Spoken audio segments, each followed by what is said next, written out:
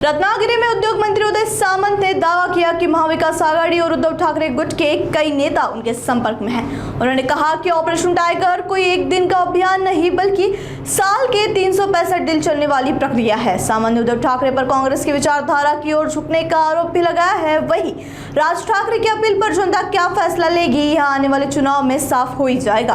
उन्होंने ये भी कहा कि पानी की कमी के कारण उद्योग बंद नहीं होने दिए जाएंगे और सरकार नागरिकों व उद्योगों को पर्याप्त पाणी उपलब्ध कराने के लिए प्रयासत है। एक पहिली गोष्ट अशी आहे की ज्या पद्धतीने एक वातावरण तयार केलं जातं, आता काय पाऊस पाडला नाही हे पण काय उद्योगमंत्र्यांना पाडला नाही का? त्याच्यामध्ये जी कालची काय लोकांची मुलाखत मी बघितली, त्याच्यामध्ये पहिली गोष्ट माणसाचं जीवनमान हे महत्त्वाचं आहे आणि म्हणून MIDCनं ऑल ओव्हर महाराष्ट्रामध्ये एक जो विषय होता तो क्लिअर केलेला आहे की जिथं आमच्या औद्योगिक वसाहतीमध्ये रेसिडेन्शियल एरिया आहे त्या रेसिडेन्शियल एरियाला देखील पाणी कमी पडणार नाही ही आम्ही भूमिका घेतलेली आहे। नवी मुंबई महानगरपालिका असेल, उल्हासनगर असेल, कल्याण डोंबिवली असेल, ठाणे महानगरपालिका असेल, मुंबई महानगरपालिकेचा काही भाग असेल, छत्रपती संभाजीनगर असेल, कोल्हापूर असेल, पुणे असेल, या मोठ्या इव्हन नागपूर असेल, या महानगरपालिकेनं जिथं MIDC पाणी पुरवठा करतं रेसिडेन्शियल तिथं थोडं कपात करू, परंतु माणसाला जेवढं पाणी लागतं ते देण्याचा प्रयत्न MIDC सुरुवातीला करणार आहे आणि याच्यातनं इंडस्ट्री देखील बंद पडू नये ही भूमिका MIDC म्हणून माझी राहणार आहे। लोटेतली नेमकी सध्याची स्थिती काय आहे? नाही, पाण्याचं शॉर्टेजेस आहे, त्याच्यामुळे काही पाणी हे कमी करण्यात आलेलं आहे। दुसरीकडे असं की आतापर्यंत लोटे MIDC ही जे कोयनेचं ओझल येत होतं त्याच्यावरच अवलंबून होत असले आपल्याला पाहायला मिळते। भविष्यात ही अशी स्थिती होऊ नये यासाठी काही प्रयत्न? याच्यामध्ये दोन फॅक्टर आहेत। स्रोतच जर आटला असेल नैसर्गिकरित्या तर त्याला माझे अधिकारी मी किंवा कोणच काय करू शकत नाही। त्याच्यासाठी कोयना प्राधिकरणाशी मी आता बोलणार आहे, म्हणजे जलसंपदा मंत्र्यांशी बोलणार आहे आणि कोयनेतलं पाणी सोडून काही जर त्याच्यामध्ये मार्ग काढता आला तर उद्याच मी मुंबईमध्ये गेल्यानंतर तो काढणार आहे।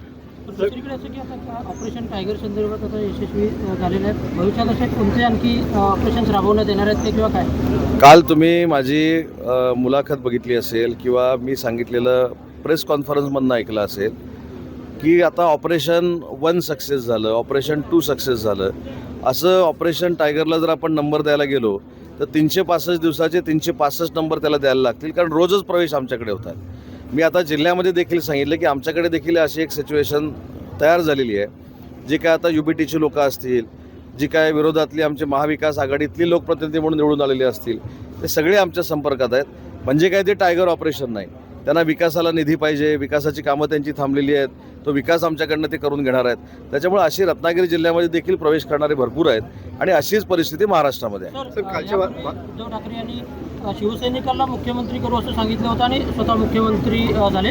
आता देखील त्यांनी भावनिक आवाहन केलेलं आहे, ही खेळी म्हणावी लागेल की चूक म्हणावी लागेल? कसलं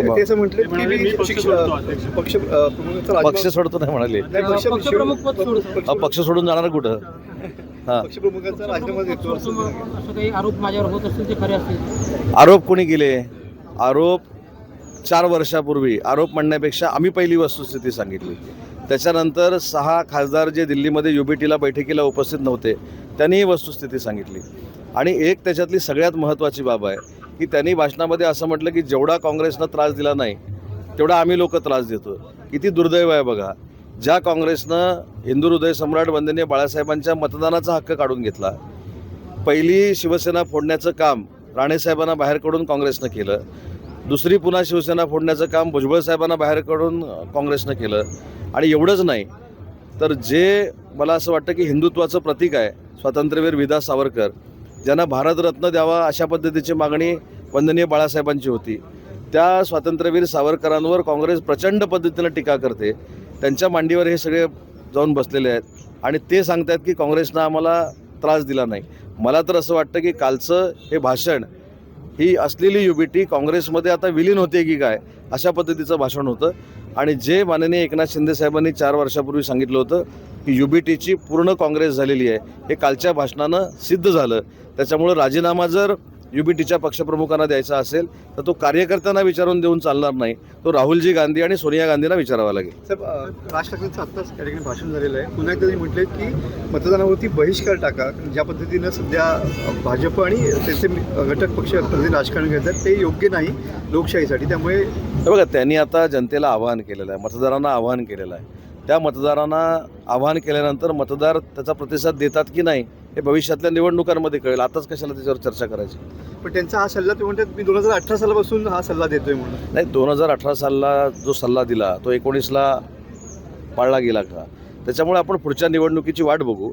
राजसाहेबांनी जो सल्ला दिलेला आहे तो पुढच्या निवडणुकीमध्ये मतदार पाळतात की नाही आपल्याला दिसेल ना. साहेब, कालच्या भाषणात आपण असं म्हणत होतो, आता सगळे ऑपरेशन बंद झाले, आता ऑपरेशन कमळ करायला सुरुवात करा, हा माझा आदेश आहे. नाही, काय करणार? कमळ ऑपरेशन म्हणजे काय करणार? कमळ हातात घेऊन फिरणार? आज पहिली परिस्थिती अशी आहे की आपल्याच जिल्ह्याचे जे युबीटीचे नेते आहेत भास्करराव जाधव साहेब, त्यांनी जो मुद्दा मांडलेला आहे तो माझ्या दृष्टीनं अतिशय महत्त्वाचा आहे. आणि तोच आमचा मुद्दा होता 4 वर्षापूर्वी की बाह्य यंत्रणा काय करतात ह्याच्यापेक्षा अंतर्गत संवाद संपलेला आहे. अंतर्गत काळाबरोबर आपण बदललं पाहिजे, लोकांशी संवाद ठेवला पाहिजे.